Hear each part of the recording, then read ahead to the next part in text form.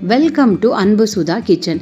இன்னைக்கு apple juice, மாதுளை juice 2 செஞ்சு காற்றி வாங்க பார்க்கலாம். நான் 2 ஆப்பிளை தோல் சீவி கழுவி நறுக்கி பொடி பொடியாக ஒரு பவுலுக்கு மாற்றிருக்கேன். இதை ஒரு மிக்ஸி ஜாருக்கு மாற்றி ப்ரௌன் கலர் சுகர் 2 டீஸ்பூனு சேர்த்துருக்கேன். இது காய்ச்சாத பாலையும் எடுத்திருக்கேன்.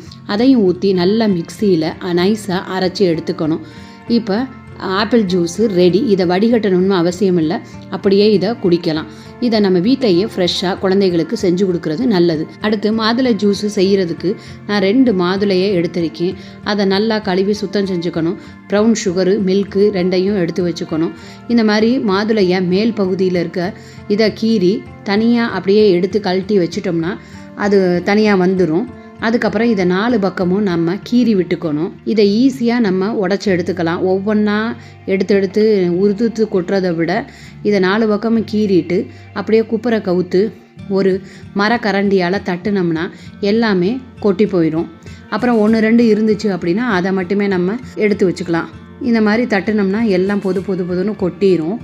கொட்டினதுக்கு அப்புறம் திருப்பி பார்த்தா 2-3 இருந்துச்சு அப்படின்னா அதையும் நாம் உதுத்து கொட்டி வைக்கலாம். இப்போ இதை மிக்ஸி ஜாரில் சேர்த்துக்கணும்.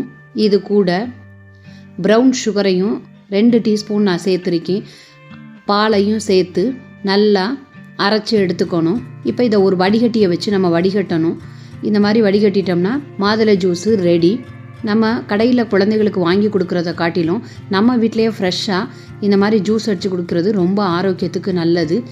ஆப்பிள் மற்றும் மாதுளை 2லையுமே ஆன்டி ஆக்சிடென்ட் இருக்குது.